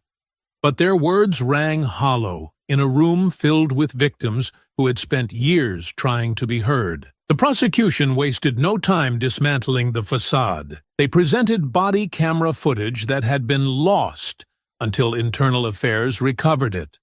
Reports filled with inconsistencies and blatant fabrications, sworn testimony from officers who had been too afraid to speak out while Hale still had power. There was no spinning this anymore. It wasn't just Hale.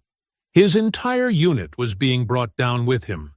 Grant, Phillips, Daniels, every officer who had falsified a report, every cop who had stood by while Hale brutalized civilians, every name that had been tied to the corruption was now answering for it. The same system that had protected them for years had finally turned its back on them.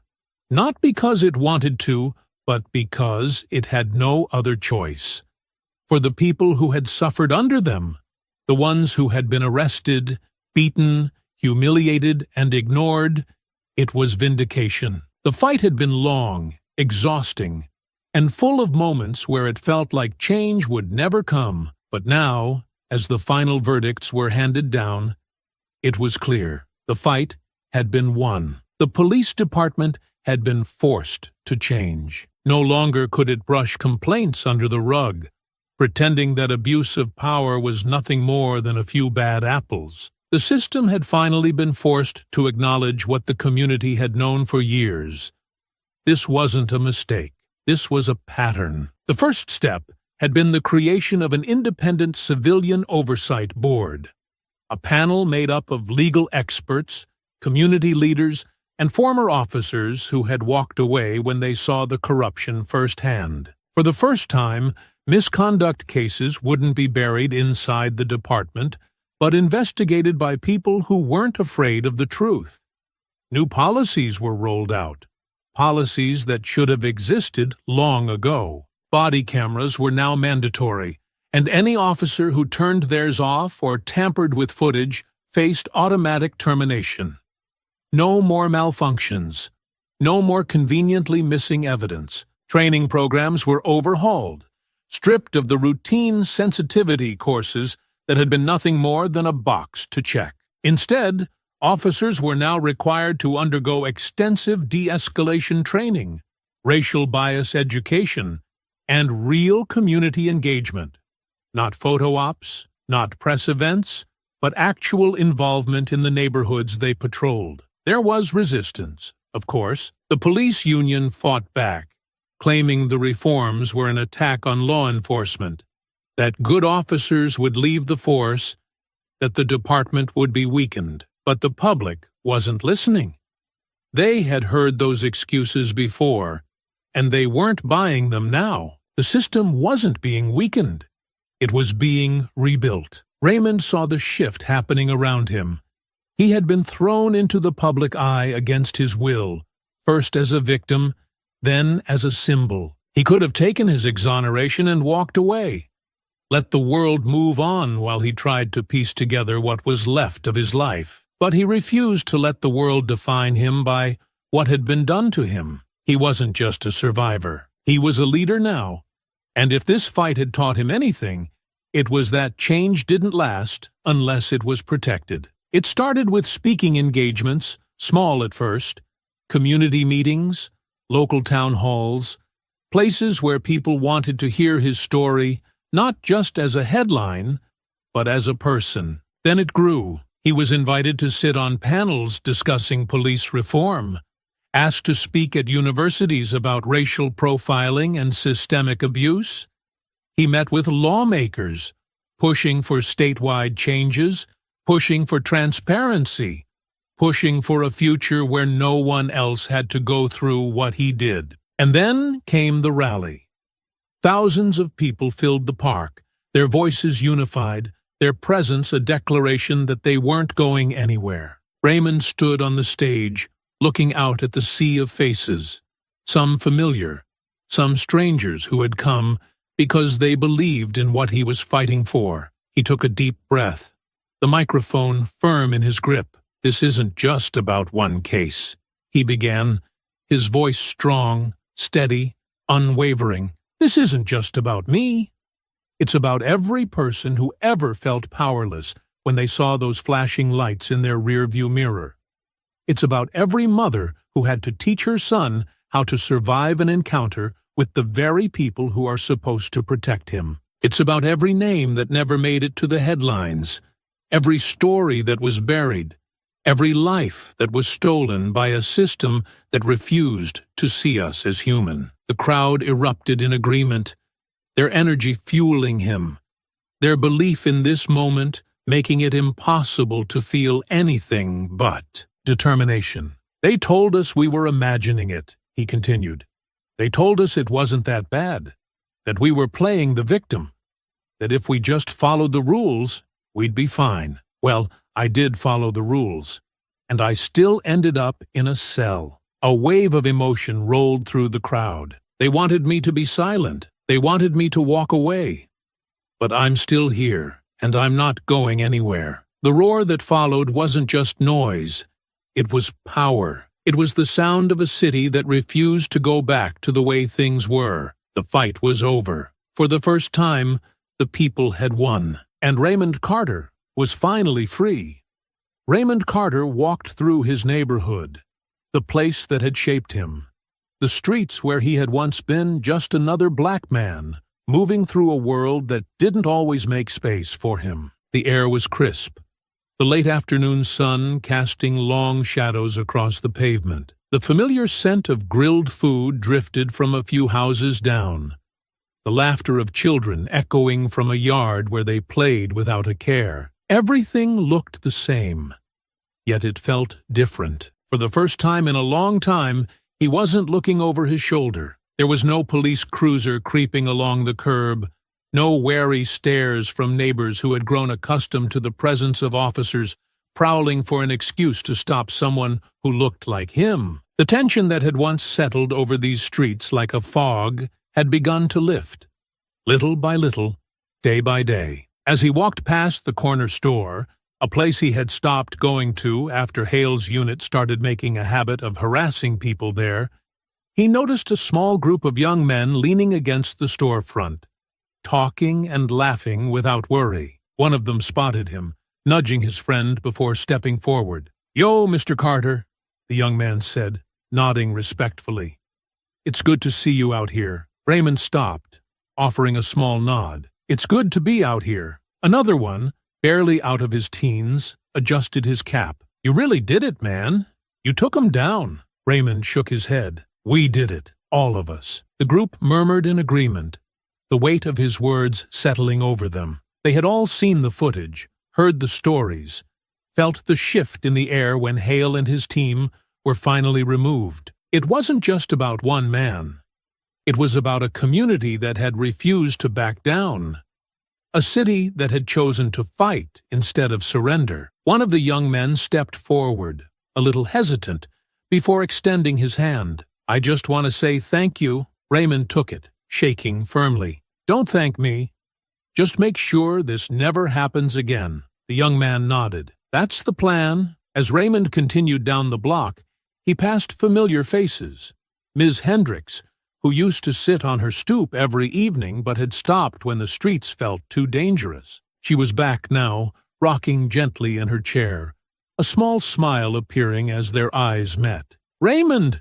she called out, her voice warm. "You walking different now," he chuckled. "Guess I am." A little farther down, kids rode their bikes up and down the sidewalk, their laughter ringing through the air, unbothered by fear or the possibility of being stopped for nothing. Their freedom felt real now, not just something that came with conditions. Raymond turned onto his own street, where his mother's house stood just as it always had, the porch light flickering on as the sun dipped lower. Dana was already outside, leaning against the railing, waiting for him like she had been since the day he came home. She smirked. "Took your time, huh?" Raymond shrugged. "Had to take it all in." Dana studied him for a moment before nodding. "Feels different, doesn't it?" He looked out at the street, at the way the neighborhood felt alive again, at the way people weren't just existing. They were living. He thought about the journey that had brought him here, about the nights in that holding cell, about the fear, the rage, the uncertainty. But now, there was something else. Peace. "Yeah," he said, exhaling slowly. "It does." His mother stepped onto the porch, wiping her hands on a dish towel, her eyes soft as they landed on him. "Come inside, baby. Dinner's almost ready." Raymond smiled, feeling the warmth of home wrap around him. He climbed the steps, pausing for just a second to look back at the street, at the place that had once felt like a battlefield. Not anymore. This wasn't just his victory. It belonged to all of them. I hope you enjoyed that story. Please share it with your friends and subscribe so that you do not miss out on the next one. In the meantime, I have handpicked 2 stories for you that I think you will enjoy. Have a great day.